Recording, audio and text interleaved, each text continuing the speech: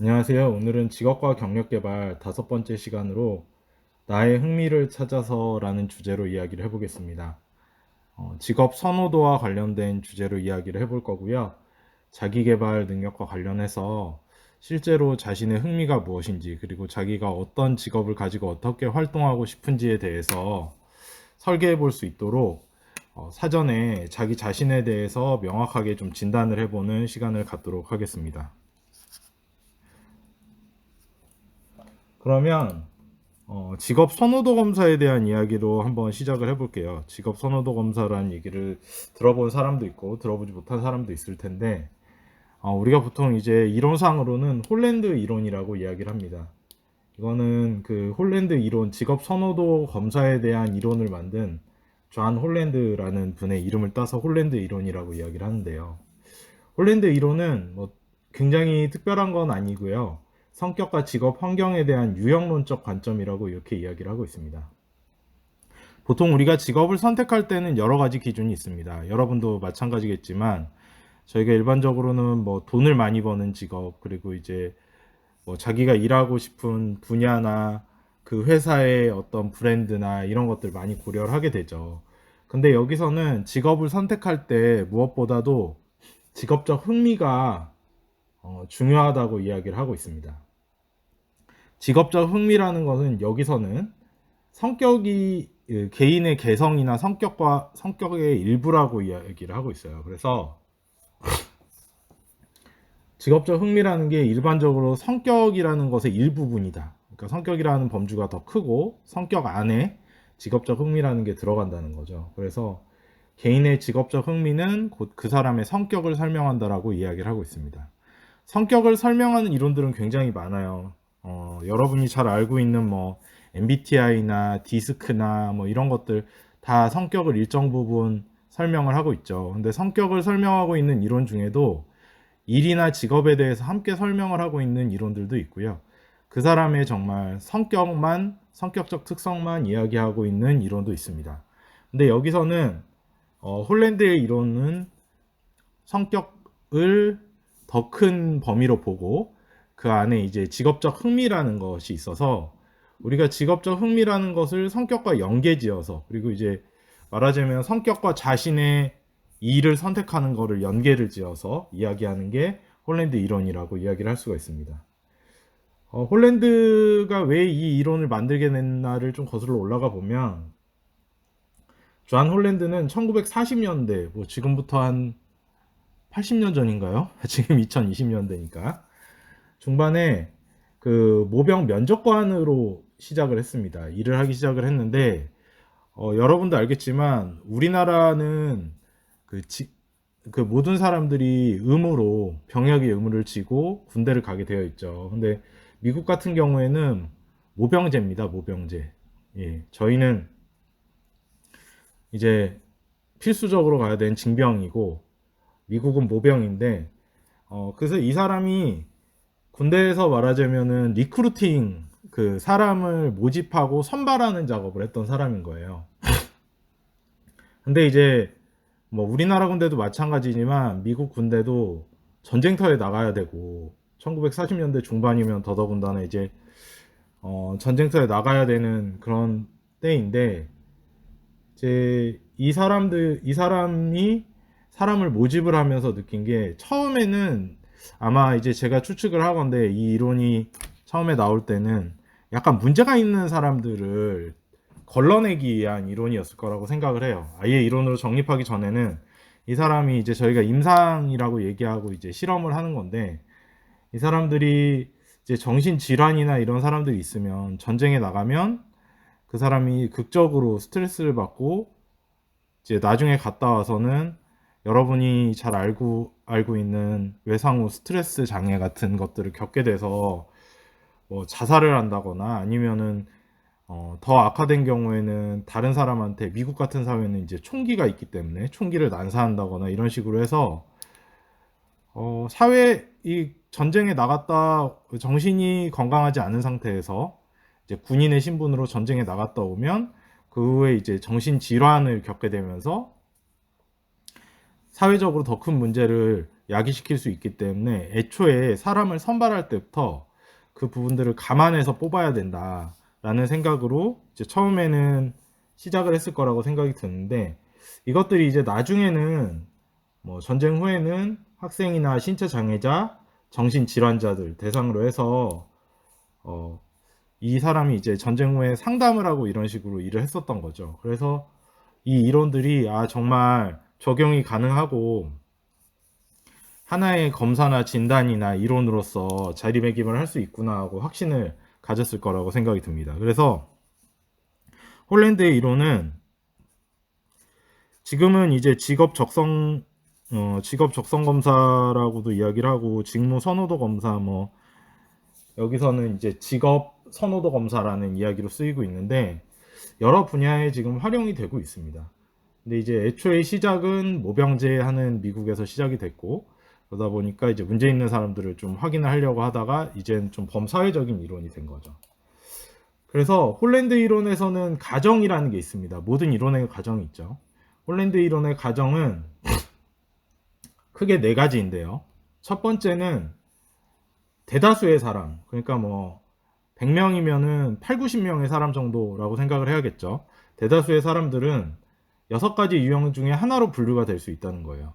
물론 모든 이론에는 사람을 4부류로 나누건 6부류로 나누건 8부류로 나누건 뭐 12부류, 뭐 MBTI 같은 경우는 16가지 유형으로 사람을 나누죠. 그런 경우에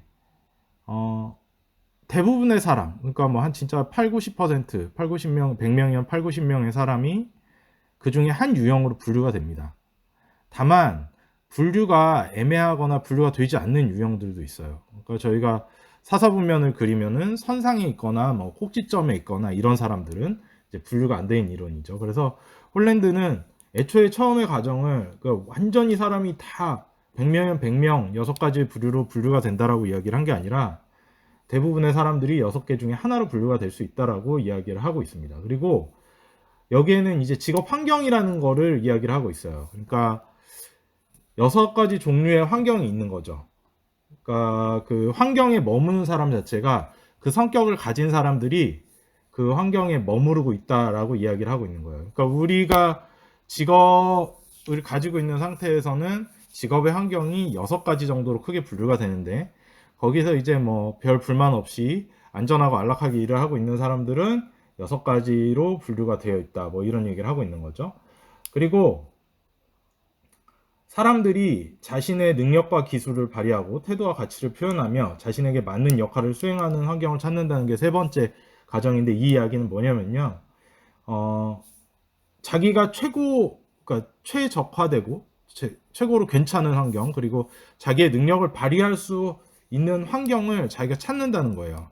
만약에 예를 들면 그런 거예요. 저는 되게 말도 잘하고 사람들하고 만나는 것도 좋아하고, 그리고 이제 어떤 특정 제품이나 사물에 대해서 설명도 잘하고 이래서 저는 정말 영업사원을 하면 너무 잘할 것 같은 거예요. 그럼 저는 영업팀에 가고 싶은데, 제가 이제 신입사원 때 배정을 받은 거는 뭐 저의 전공이라든지 제가 공부했던 것들을 고려해서 제가 회계팀, 뭐 돈을 만지는 재무팀 이런 데 배정을 받은 거예요.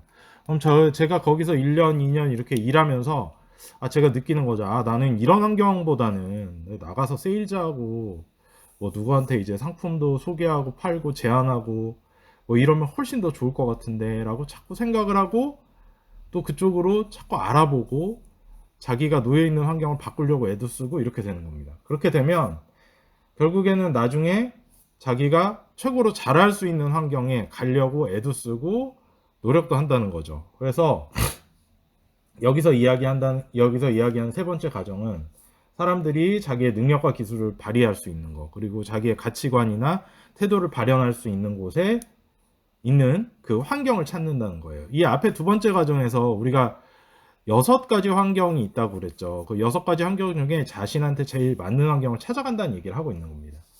그리고 이제 마지막으로 4번째 가정은 개인의 행동은 성격과 환경의 상호작용에 의해서 결정이 된다는 거예요. 이거는 그러니까 자신이 진로를 선택하고 진로 또 경로를 아까 제가 앞에서 얘기한 것처럼 바꿀 수도 있죠. 그리고 거기에서 느끼는 성취감이나 보람 같은 것들, 그런 게 환경과의 상호작용이 있다는 거예요. 그러니까 제가 저한테 맞지 않는 직업 환경에 놓여져 있어요. 그리고 저는 다른 일을 하고 싶어. 그쪽이 훨씬 더 저하고 잘 맞아요. 그러면 맞지 않는 환경에 놓여 있을 때는 사실은 제가 능력을 잘 발휘하지 못할 수 있다는 거예요. 뭐 참고 정말 자기가 주어진 일을 열심히 해서 발휘한 사람도 있겠지만, 대다수의 사람들, 여기서는 이제 대부분의 사람이라는 전제가 깔려 있으니까, 대다수의 사람들은 자기가 자기가 하고자 하는 환경, 원하는 환경, 자기랑 맞는 환경에 놓여 있어야 더 큰 능력을 발휘할 수 있고, 또 그렇지 않으면은 자꾸 자기가 다른 진로를 찾아가려고 애를 쓰고, 다른 진로를 알아보고 선택하고 하는 거라고 이야기를 하고 있습니다. 되게 홀랜드 이론 자체가 어떻게 보면은 좀 사람과 환경에 대해서 잘 설명하고 있는 부분에서는 좋다고 볼 수도 있는데, 또 어떤 점에서는 약간 좀 비약이 있는 것처럼 느껴지기도 해요. 저도 이제 설명을 하다 보면. 그러면 우리가 직업 선호도 검사, 이제 홀랜드가 이야기하는 홀랜드형 흥미 검사라고 1973년에 나온 건데요. 직업 선호도 검사에 대해서 한번 이야기를 해볼게요. 이거는 근본적으로는 개인의 직업 흥미를 평가하는 검사입니다. 그러니까 여기서 봤을 때는 흥미 육각형이라고 해서, 제가 앞에서 6가지 환경이 있다 그랬죠. 6가지 환경에서 이제 환경에 따라서 나올 수 있는 유형이, 첫 번째는 현실형이에요. 현실형. 제가 이 6가지 유형은 하나씩 설명을 할게요. 좀 이따가. 현실형은 실행하는 거, 그리고 이제 사물을 지향하는 걸 현실형이라고 이야기를 합니다. 이거는 기본적으로 리얼리스틱이라고 얘기하는데, 되게 사실적으로 객관적으로 평가하는 유형들을 현실형이라고 이야기를 해요. 두 번째는 이제 탐구형이라고 이야기를 하는데요. 이건 이제 탐구적인 사람들이죠. 탐구라는 게 뭔가요? 예, 새로운 것을 자꾸 사고와 생각을 하고, 그리고 새로운 아이디어를 끊임없이 이제 자꾸 찾고, 뭐 생각에 꼬리를 물고, 뭐 이런 것들이 탐구형이라고 볼 수가 있죠. 세 번째는 예술형입니다. 예술형은 우리가 생각하는 예술, 그거 맞아요. 아티스틱이라고 이렇게 영어로 표현을 하는데, 창조적이면서 새로운 아이디어를 지향하는 사람, 이런 사람들을 예술형이라고 이야기를 합니다. 이게 탐구형하고 예술형은 제가 뒤에 설명할 건데 좀 차이가 있어요. 이거 얼핏 보면 아이디어 지향성이 있고, 그리고 이제 뭐 사고나 창조나 뭐 이런 것들 다 생각을 기반으로 하기 때문에 비슷하다, 똑같다라고도 볼 수 있는데 좀 차이가 있습니다. 뒤에서 설명을 할게요. 그리고 이제 사회형이 있습니다. 우리가 전 시간에 인간 지향적인 사람들에 대해서 얘기를 해봤죠. 거기에서도 보면 이제 대인관계, 사회성 이런 얘기가 나오는데, 이 사회형은 자선이죠. 자선. 남에게 베푸는 거, 그리고 이제 관계나 사람 지향적인 사람들을 사회형이라고 이야기를 합니다.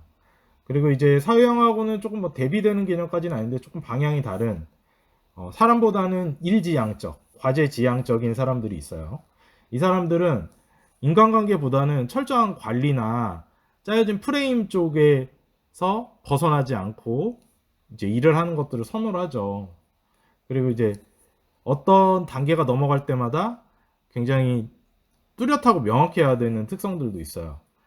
그리고 자기가 이제 스스로 셀프 매니지먼트가 가능해야 되는 거죠. 자기 관리해가지고 자신의 일이나 뭐 기타 등등 자신의 생활이나 이런 거 조절이 가능해야 되는 사람들입니다. 이 사람들은 우리가 기업가적이라고 이야기를 하고 진취형이라고 이야기를 합니다. 그리고 이제 관습적이라고 이야기를 하는 관습형이 있어요. 관습형. 관습형은 그 과거에, 그러니까 어떻게 보면 진취형이 좀 미래지향적인 사람이라면, 관습형은 좀 과거지향적인 사람이에요. 그러니까 기존에 있던 자료들을 활용을 하고, 기존에 있던 생각들에 동조를 하고, 뭐 동의를 하고, 이런 스타일이어서 이 사람들은 진취형하고는 좀 상반된 성향들을 나타내고 있습니다. 이제 미래지향적이냐 과거지향적이냐 이런 특성에서. 그래서 보통 우리가 이렇게 6가지 유형으로 설명을 합니다. 그러면 하나하나 이제 살펴볼게요. 여기서 이제 홀랜드의 진로 코드라는 것이 있는데요. 전체적으로 보면 홀랜드의 진로 코드는 RIASEC라고 이렇게 이야기를 하고 있습니다. 이거는 앞에서 제가 설명한 부분들을 사람형으로 나타낸 거예요. 그러니까 현실형은 제가 아까 사실적이다 뭐 이런 얘기를 했죠. 여기 같은 경우에는 행동가 스타일, 두어라고 이렇게 이야기를 하죠. 두어. 그리고 이제 탐구형 같은 경우는 생각하는 스타일, 사색가, 띵커. 그리고 이제 예술형은 창작가, 크리에이터. 그리고 크리에이터의 스페링에 하나가 S가 더 들어갔네요. 그리고 이제 S형인 경우는 사회형이라고 이야기를 하죠. 이거는 헬퍼라고 조력자형이라고 이야기합니다. 이 사람들 앞에서 제가 남에게 베풀고 뭐 사람을 중요시하고 이런 얘기 했죠. 그리고 그 다음에 이제 진치형이라고 이야기를 하는데 이 사람들은 펄슈에이더예요. 그래서 이제 설득가라고 이야기를 합니다. 앞에서는 제가 기업가들이나 이런 사람들이 이런 성향을 많이 보인다고 이야기를 했어요. 그리고 이제 관습형이 있는데 여기는 올거나이저라고 이야기를 하는데 이거는 조직가라고 이야기를 합니다. 이제 딱 어떻게 보면은 관습형인 사람과 진취형인 사람은 우리가 현재 사회에서 봤을 때 대기업에 있는 사람들은 좀 관습형인 형태를 많이 보이고 있다고 볼 수 있고 우리가 요즘 뭐 드라마라도 많이 나오죠. 스타트업이나 이제 벤처기업에 있는 사람들은 좀 진취형이라고 볼 수가 있습니다. 근데 이거는 사람의 개인적인 성향이지 또 뭐 그 회사에 다닌다고 해서 뭐 대기업에 다닌다고 해서 모든 사람이 조직가형이고 모든 사람 뭐 스타트업에 다닌다고 해서 모든 사람이 설득가형이고 이런 건 아니에요. 그러니까 대부분 그런 성향을 보인다는 거죠. 그래서 첫 번째 우리가 현실형이라고 이야기를 하는 행동가를 살펴보면 앞에서 이야기를 한 대로 행동가는 사물, 기계, 도구, 동물 이렇게 뭔가를 다루는 걸 좋아해요. 사물을 다루는 걸 좋아해요. 사람 외에 구체적이고 체계적이고 이게 몸으로 부딪혀서 문제를 해결하는 스타일이에요. 이 두어라는 것 자체가 이제 행동에서 자기의 경험이라든지 자기의 노하우라든지 이런 것들을 쌓아서 실질적으로 자기가 현실에 맞닥뜨려서 해결해 나가는 스타일을 이야기를 합니다. 이 사람들은 뭐 운동이나 캠핑이나 탐험 이런 것들 되게 좋아하고 야외 활동도 좋아하고 이제 동식물 기른 거 자기 손으로 하는 거 다만 이제 사람은 아니에요. 그런 것들을 좋아하고 새로운 것을 만들고 하는 것들도 좋아합니다. 그래서 여기서 직업군에서 보는 것처럼 뭐 기술자나 뭐 조종사나 뭐 농부나 이렇게 뭔가 새로 만들고 직접 현실을 부딪혀서 실행하고 변수들이 생길 때 문제를 해결해 나가고 이런 것들을 선호하는 사람들을 우리가 이제 행동가라고 이렇게 이야기를 많이 합니다. 뭐 운동선수도 되겠네요. 이 사람들은 보면은 이제 사람들 유형은 다 복합적인데 이렇게 어떤 변수에 대해서 문제를 해결해 나가야 되는 성향도 보이고요. 그리고 이제 사물을 능숙하게 다루는 성향도 보이고 이런 사람을 행동가라고 이야기를 합니다. 두 번째는 사색가입니다. 사색가 같은 경우는 저희가 쉽게 생각하면은 뭐 과학자나 수학자나 이런 사람들 생각을 할 수 있고요. 철학자나 이런 사람들을 이야기를 할 수 있습니다. 여기에서는 이제 뭐 인류학자도 예시로 나왔는데 수학적이나 물리학적 그리고 생물학적 그러니까 뭐 과학적이죠. 과학인데 자연과학적인 현상도 있고 그리고 사회과학적인 현상도 있어요. 여기 이제 뭐 사회문학적 현상이라고 이렇게 이야기를 했는데요. 자연과학이나 사회과학과 관련된 부분들 이제 분야가 각각 있겠죠. 그래서 관찰하고 배우고 연구하는 거를 좋아하는 사람. 일반 회사원 중에 뭐 연구원이나 이런 사람들도 그렇고 뭐 책을 쓰는 사람들도 그렇고 의사들도 그렇고 이렇게 뭔가 생각하고 연구하고 이런 사람들입니다. 그리고 이제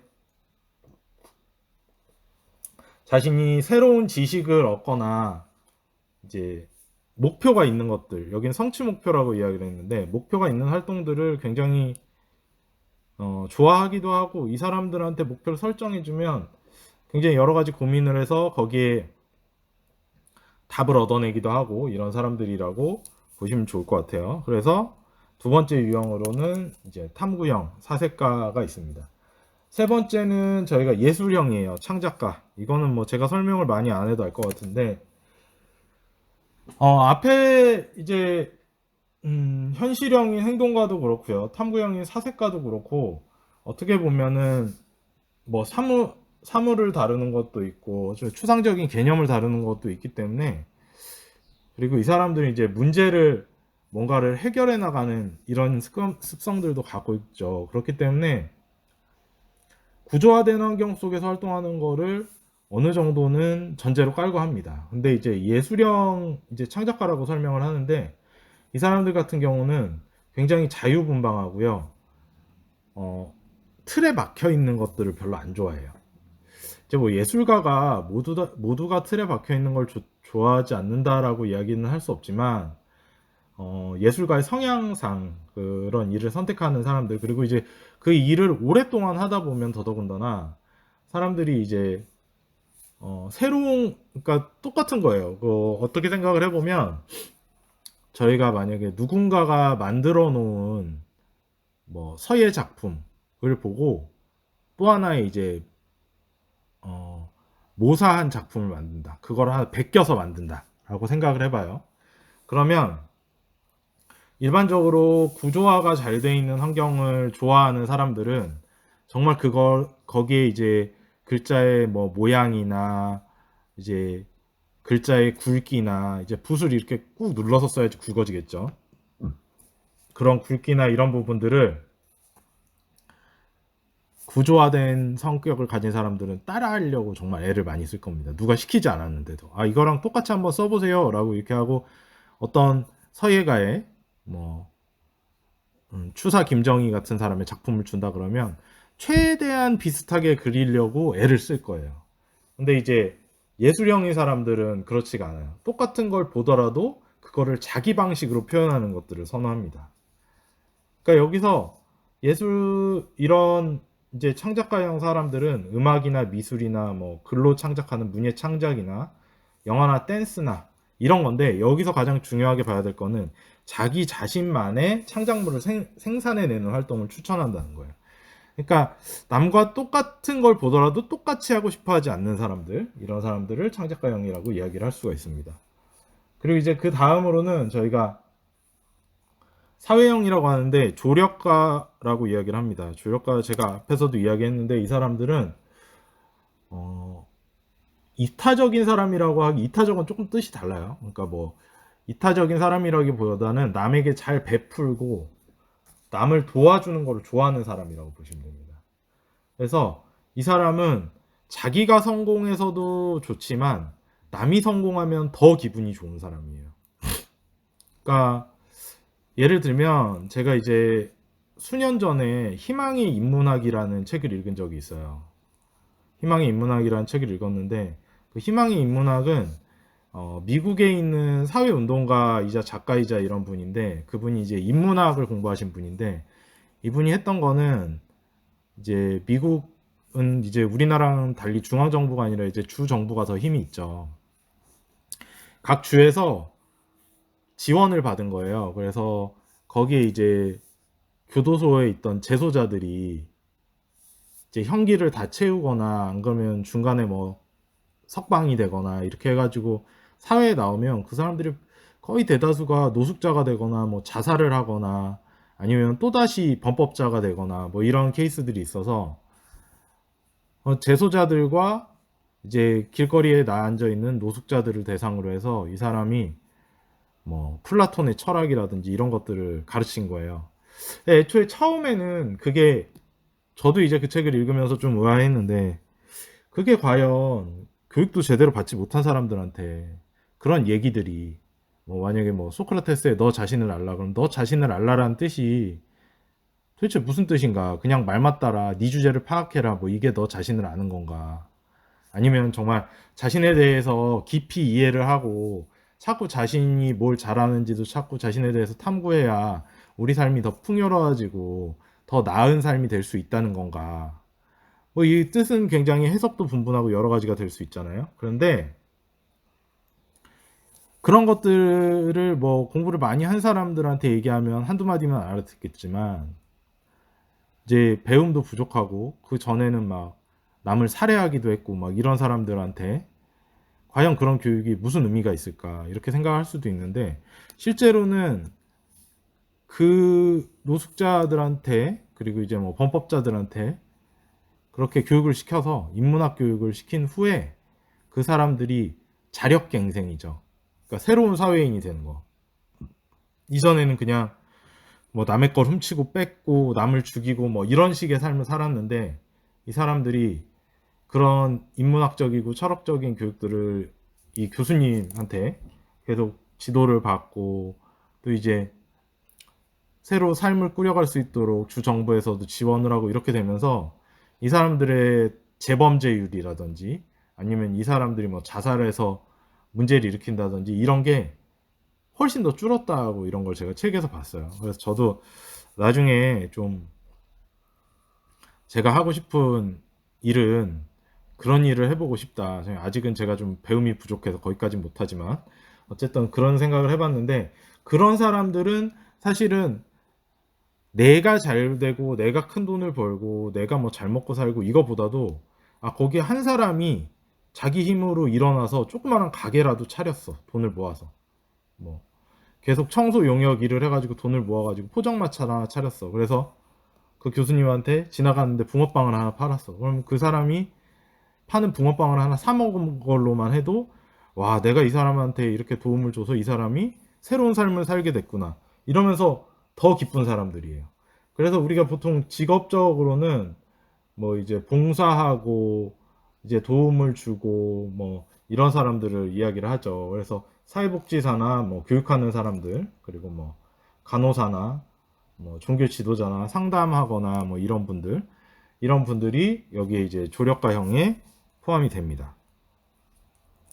그리고 이제 그 다음으로는 설득가예요. 제가 뭐 기업가형이다, 진취형이다 이렇게 이야기를 많이 하는데, 이 사람들은 뭐 목표 자체가 좀 달라요. 앞에 사람하고는. 이제 사회형과 진취형은 또 굉장히 다른데, 조직적인 목표나 경제적 이득을 얻는 걸 좋아합니다. 그러니까 뭐 사업에서 성공을 하고 돈을 벌고 이런 걸 좋아하는 거예요. 그래서 기업 경영인이나 정치인이나 뭐 영업사원이나 이런 사람들이 대표적으로 이런 이제 설득가형의 사람들이고요. 그리고 이제 이런 사람들 굉장히 리더십도 있고 자기 관리도 열심히 하는 사람들이에요. 이 사람들 중에도 이제 성공한 사람들, 이 사람들은 유형상으로 봤을 때 남을 잘 이끌 수도 있고 굉장히 이제 설득적이고 자기 관리도 잘 되고 이런 사람들입니다. 그래서 자기 사업을 하는 사람들도 있고요. 또 이제 뭐 영업사원이라든지 종교 지도자 이런 사람으로 활동을 하는 사람도 있습니다. 마지막으로는 저희가 관습형이라고 조직가라고 이야기를 하는데, 이거는 제가 앞에서도 이야기했는데 어떻게 보면 이제 진취형하고 관습형을 굳이 좀 두 개 되게 다른 색채나 컬러를 대입을 해본다 그러면은, 진취형인 사람들은 좀 미래지향적으로 앞으로 해야 할 일, 내가 앞으로 뚫고 나가고 막 내가 열심히 하고 뭐 이런 목표 지향적이고 막 이런데, 관습형은 지금 갖추어진 체계를 잘 유지하고 운영하는 사람들이에요. 이 사람들은 그러다 보니까 뭐 숫자나 자료를 이렇게 꼼꼼하게 관리하는 업무들, 이런 정리하고 이런 쪽에 굉장히 기술을 잘 발휘하고 있고요. 체계가 있어야지 안락함을 느껴요. 그러니까 뭐 되게 관습형인 사람들이 신규 조직, 뭐 스타트업이라든지 벤처기업이라든지 이런 데 가면은 잘 적응하기가 어려운 게, 이 사람들은 어떻게 보면 법규라든지 지침이라든지 이런 것들이 잘 갖춰진 조직에서 활동하는 게 훨씬 더 좋은데, 이제 실제로는 스타트업이라든지 이런 데 가면은 지금 막 하나하나 뭔가를 만들고 있기 때문에 오늘 내일도 바뀔 수 있고, 또 이제 원칙이라는 게 계속 유지가 되기가 쉽지가 않죠. 그래서 그런 사람들은, 이 조직가형인 사람들은 그런 조직에 갔을 때는 굉장히 힘들어 합니다. 그래서 이 사람들은 뭐 좋아하는 것도 뭐 정리정돈, 낱말 맞추기, 퍼즐, 뭐 이런 매뉴얼에 따른 활동들, 이런 것들을 좋아한다고 이야기를 하고 있죠. 그래서 주로 숫자나 돈이나 이런 것들을 다루는 직업들, 그리고 이제 정해진 룰이나 행정이나 이런 것들을 실천하는 직업들을 우리가 이야기를 하고 있어요. 그래서 오늘 제가 이제 홀랜드 검사 간이 검사지를 파일로 따로 올려줄 거예요. 홀랜드 검사 간이 검사지를 저희가 총 42문항인데요. 거기에 따라서 이제 42문항이 저희가 6개의 환경, 6개의 유형이라고 그랬잖아요. 그 7문항씩 나눠져 있습니다. 자기가 이제 점수를 한번 5점 척도로 주면 될 것 같아요. 그래서 42문항에 대해서 뭐 어떤 유형인지 보지 말고 왼쪽에 칸에 1점에서 5점까지를 다 응답을 하고요. 그 분야별로 합계를 내서 자기가 어떤 유형의 점수가 가장 높은지.